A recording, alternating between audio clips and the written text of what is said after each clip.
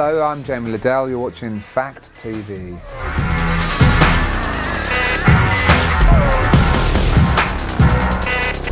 I mean, whenever you're in a record shop, I mean these, to be honest, maybe I'm wrong, but I feel like they're getting fewer and farther between, you know what I mean?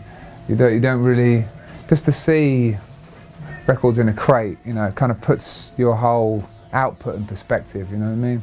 You are essentially, you know, you could just be this record. I mean, I am essentially this, Nanette Frank.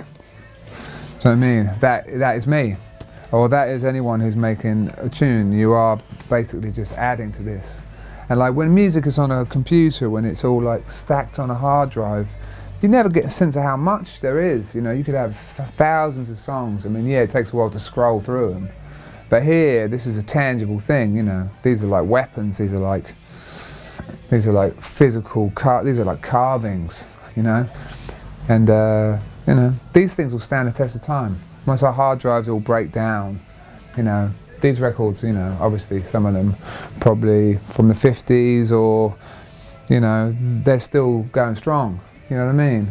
Because it's actually a sculpture, a sound sculpture, and a great way to store music. Tapes go bad, you have to bake them.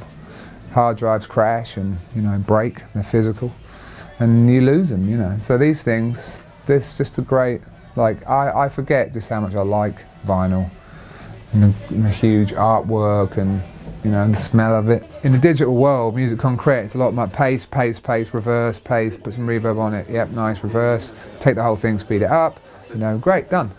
Back in those days, it was like, record, one loop, make another recording, put it up on the wall, second loop, chop it, glue it back together again, reverse, and like, man, hours later, you know what I mean?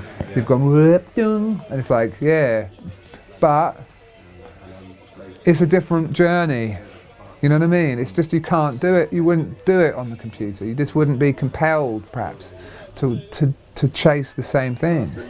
So just the physical, and the thing is, the happy accidents that happen when you put the record on the turntable and the sound, and you know, and you're slowing it down. First of all, it's analog, so it's so rich, and you take that for granted, but digital's not like that, you know. It sort of feels different, it sounds amazing backwards, it just has a quality, and I don't know, that's the thing. Those Todd Dockstader records are really great little examples of sound. You know, as I've progressed and developed, I've kind of moved away from purely electronic production to sort of taking on board, like, you know, the recording process at large. Like, how do I record the drums? How do I get that sound on the bass, you know? I mean, it's just like a curiosity really provokes like a lot of my, you know, output. Just kind of like, I want to know what it is about that sound, you know, that's sort of like that elusive quality to it. So in a way, you've got to just do it, I think, rather than just sample it. That was always my conclusion. I wasn't just content with like going, oh yeah, but they've already mastered it.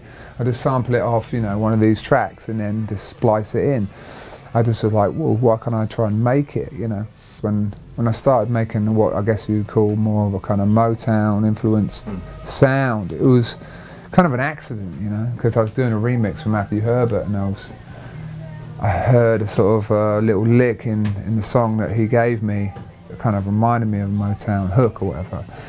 So once I started working on the track, I had a limited amount of time. I was like, there's a familiarity to it, you know. Once I had that beat set up and it kind of felt like a Motown thing, I was like, oh man, like, a flow on top of this would have been like this, you know what I mean? So it's kind of nice just to be in a realm that you will feel like you understand a little bit sometimes. To be in deep space all the time and always feel like you have to be necessarily pioneering, you know what I mean? It's kind of a weird zone. Sometimes you just want to eat a familiar meal, like, and taste how delicious it is. It's like saying, like, just because you're a cook, you always need to be chasing like the most modern cooking techniques, you know, rather than just making something delicious, you know what I mean?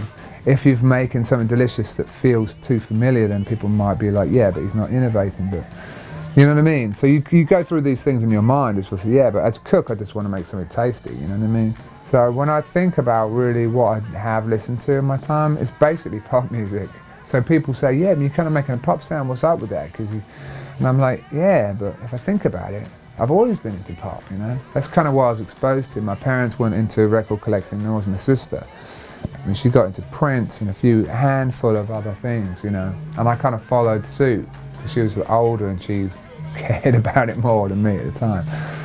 And, you know, I've gone down various roads. I guess I started collecting a little bit of jazz and picked that up on vinyl and some dub. Had that on vinyl, and then, you know, a little bit of electronic music. The 12-inch was a huge thing in the early 90s, and it was brilliant to make them because it felt like a white label was like this amazing, you know, way to just kind of go, in a way, you could just push your thing out real quick and you were under the radar, you could do whatever you wanted. When I used to search for records in Huntingdon, where I grew up, they had an R price.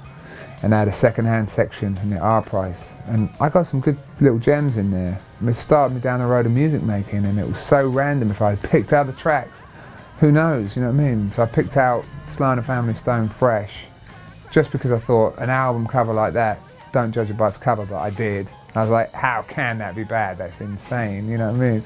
And the same thing happened with Funkadelic. With all the faces, and like we'd laugh at that cover and go, that is insane. Someone's got to buy that, so I ended up buying it, and then, of course, just changed my whole life, you know.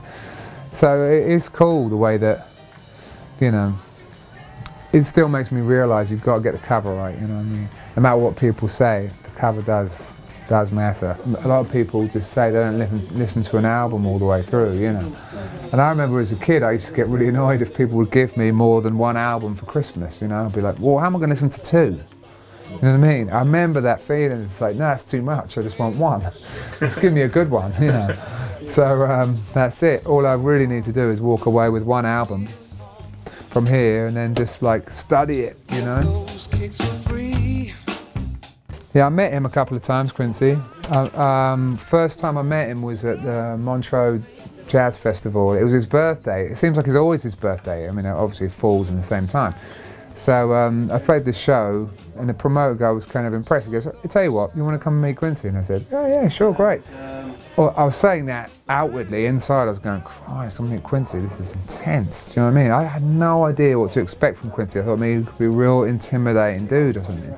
But he went upstairs and he was kind of lounging on a seat, totally just like, just pre-hammered. You know, he's just like, it was his birthday, he was just stretching out. It basically had me in a headlock. I went down to say hi to him, he goes, oh, hi man, you're great. Yeah, I was in a total headlock speaking to Mr. Jones. I was like, yeah, Mr. Jones, you know, it's great to meet you. And he goes, yeah man. And he goes, what? I was like saying what all the time, like screaming in my ear, and I was just like in the craziest situation. It's just like a photo of me with my arm around Quincy, his arm fully around me, like we're like totally just, you know, best mates or whatever. It's the craziest picture, and somehow, like, I don't know, I met him again actually, and the next time I met him was with Prince. Prince was there too, and it was the weirdest thing. Prince basically wouldn't look at me. I mean, Prince is my idol, you know what I mean? I grew up just totally idolising Prince. And so I didn't know what to expect. I heard so many different stories, like some like he's totally down to earth and he's like actually a great guy just to chat with. He loves all kinds of intellectual conversation. And I was like, oh great, you know, cool, you know, I'm down. But anyway, when I finally met him, he wouldn't look at me. He was just looking at the ground, even though I was right there and I'd been asked to come over to meet him. So it was a very intense little moment where I was just like, so, you know. But Quincy was there, and he's just always like buoyant and bubbly, and I think at one point he patted Prince on the head, which is good. I mean, I thought, you know, Quincy knows about egos.